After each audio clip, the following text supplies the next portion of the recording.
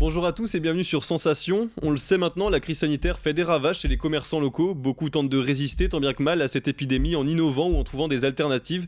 C'est le cas de Zélia, créatrice de robes de mariée dans son atelier Zélia sur la terre comme au ciel. Bonjour. Bonjour à toi. Alors avant de commencer à rentrer dans les détails, est-ce que tu peux un peu nous présenter ton atelier, son histoire ? Alors la longue histoire. Dans les années 80, j'arrive de Picardie. Donc dans le Picardie, c'est au-dessus de nord de Paris. Et je vais très vite poser mes valises dans le quartier de Montmartre. Et au départ dans une petite chambre de bonne, et puis petit à petit, tu montes une marche, 2 marches, puis 3 marches. Et je vais comme ça commencer parce que j'étais très manuelle, j'arrête les cours très vite, puisque j'ai passé mon bac en Picardie, et ici, j'avais envie de faire la fête. C'était des belles époques, c'était des belles années à Paris. Ça bougeait beaucoup. En ce moment, ça nous manque énormément. Mais à l'époque, c'était encore plus fort. Et je vais commencer à bricoler des choses en backstage, notamment sur le spectacle de Jacques Higelin qui passe à Paris. Et puis de fil en aiguille, c'est le cas de le dire, de fil en aiguille, j'en ai fait un métier, une profession, une vocation, voire plus, puisque j'en vis concrètement depuis plus de 40 ans maintenant, et j'ai élevé mes enfants, et je suis toujours au même endroit, donc c'est facile de me retrouver. Je suis rue d'Orcel, à côté de la jolie place des Abbesses. Et on y reviendra justement. Alors j'imagine que la création d'une robe de mariée, ça doit prendre du temps. J'ai vu que vous pouvez passer de 15 à 18 heures par jour juste pour une robe, ça dépend des créations, j'imagine. Quelles sont les étapes d'une telle création ? Alors écoute, moi je dessine pas, je suis ce qu'on appelle une créatrice intuitive. Je travaille beaucoup, je suis une visionnaire. Donc en fait, je crée pas de collection, j'ai créé un outil, donc je me suis fait vraiment un lieu de rêve avec un petit jardin, avec mon atelier, mon ordinateur, les amis qui passent. Ça ressemble pas du tout à une boutique normale. C'était important pour vous d'avoir ce petit cocon un peu ? Ah oui, parce que de toute façon, un ouvrier qui a pas ses outils, qui a pas, que tu sois compositeur, mon fils est compositeur, si t'as pas d'instrument de musique et que t'as rien, ça va être compliqué quand même.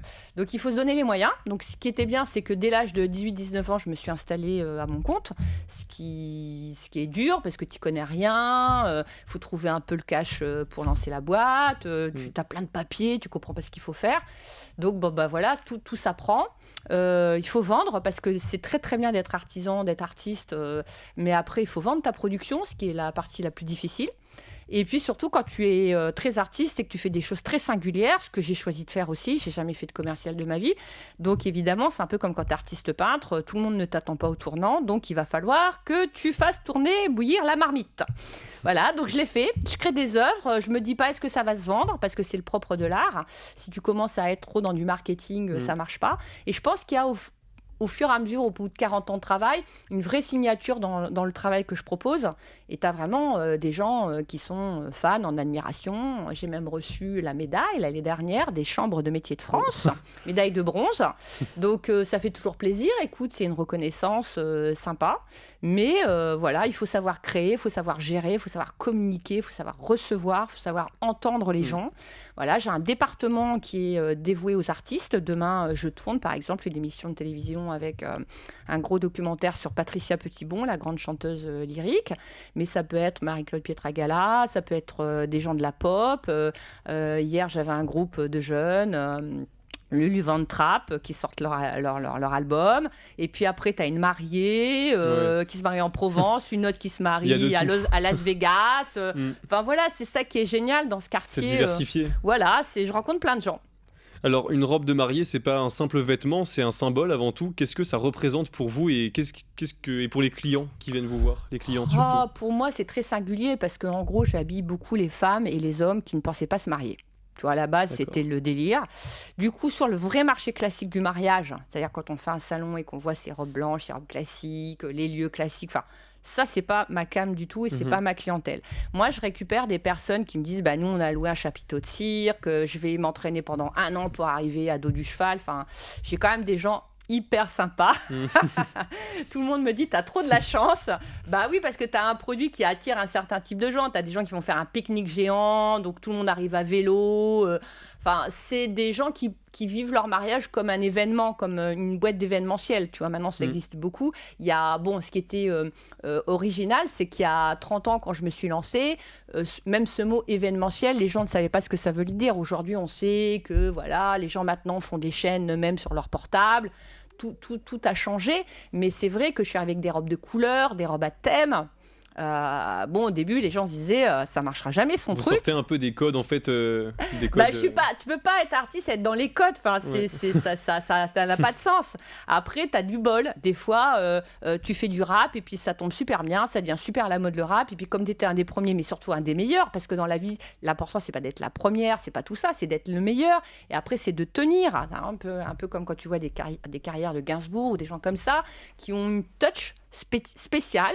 Alors, t'es beaucoup critiqué. Moi, j'ai dû vraiment traverser les rédactrices de mode qui n'aimaient pas mon travail, les railleries de mes propres frères et sœurs, de tout le monde qui disait mais où tu veux en venir avec cette histoire. Puis paf, bankable, je suis à la mode. Pourquoi ? Parce que tout ce que j'incarne, c'est-à-dire le romantisme, le fabriqué Paris, le fait à la main, les pièces uniques, la fille qui a bossé dur, voilà, maintenant, ça parle aux gens. Voilà, donc il fallait juste tenir jusqu'au moment où ça allait être quelque chose de reconnu, absolument de probant. Et dans la foulée, donc j'ai créé une seconde griffe, donc puisque j'ai Zélia sur la terre commerciale qu'on peut trouver, il y a un site qui s'appelle zelia.net où tu peux voir mon travail. Et puis je me suis dit tout le monde rentrait dans la boutique en disant ouais mais moi je me marie pas, ouais mais moi j'ai pas d'argent pour acheter une robe comme ça qui sont quand même à 2000 €, 3000 €. Et puis moi je suis un mec, donc je savais pas quoi faire. Et puis il y a beaucoup de touristes à Montmartre. Oui. Et donc le président de la Chambre des métiers à l'époque, monsieur Lelanne, me dit mais Zélia, toi qui incarnes tellement le féminin, l'artiste, l'artisane, la chef d'entreprise, trouve-nous une idée géniale pour nos touristes qui ont vraiment besoin de se connecter avec quelque chose d'authentique. Et j'ai eu cette géniale idée de créer des collections de tabliers et de les anoblir. Donc, un tablier, c'est pas censé être beau, c'est pas censé être chic, c'est pas censé se voir. Alors moi, j'en ai fait tout le contraire. C'est-à-dire, le tablier devient la star de la maison. Et donc, j'ai créé des collections de tabliers sous la griffe ZZ by Montmartre. Encore une fois, les mêmes là, qui me critiquaient m'ont dit ça marchera jamais. Et figure-toi que j'en vends des milliers. Justement, par rapport à ces tabliers, vous en parlez comme c'était un symbole, entre guillemets, de l'artisanat français. Qu'est-ce qui fait le charme de cet accessoire, justement ? Alors, l'artisanat français, non, moi je vais beaucoup plus loin. L'artisanat of the world. Je veux dire, il y a des artisans et des gens qui travaillent bien partout dans le monde. Je ne suis pas une grande fan du fabriqué français, le petit drapeau bleu, blanc, rouge, tu le verras jamais sur mon travail.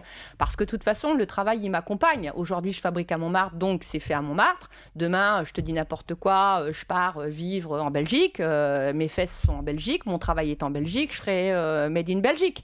Je crois qu'il ne faut pas qu'il y ait comme ça juste dire j'écris Paris, donc ça veut dire que le touriste il va acheter ça. Moi, je pense qu'aujourd'hui, les gens sont éduqués, ils ont de plus en plus envie de quelque chose vraiment de beau, d'accessible, puisque finalement, pourquoi je me suis adressée beaucoup au tablier en tant que cadeau, souvenir de France, parce que c'était un peu excessif. Ou t'achetais un t-shirt écrit Paris, mais qui était fabriqué souvent en Chine ou en Asie.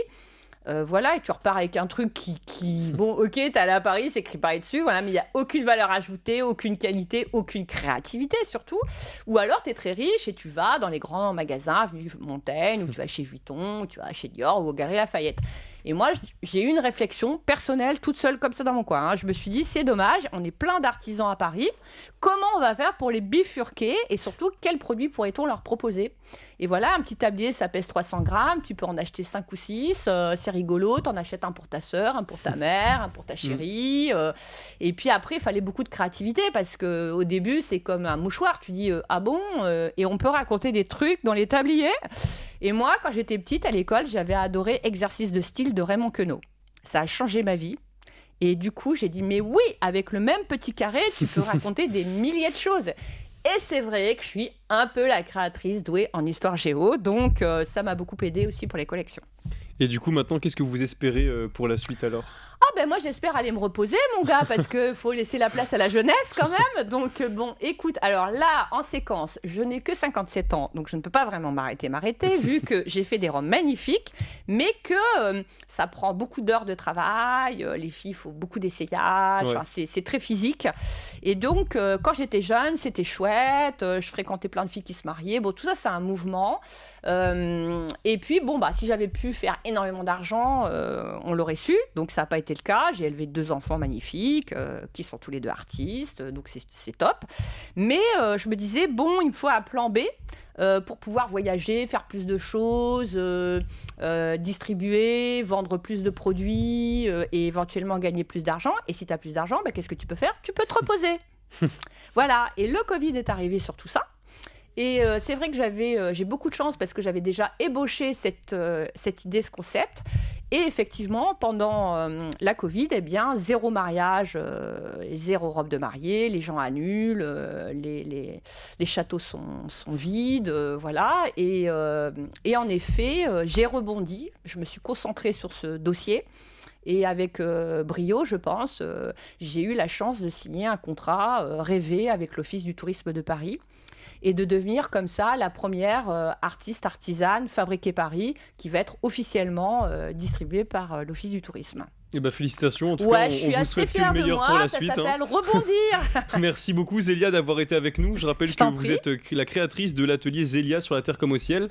Et vous pouvez... Et de ZZ by Montmartre. Et de ZZ by Montmartre également. Vous pouvez retrouver cette émission en podcast audio et vidéo sur notre site et application Radio Sensation.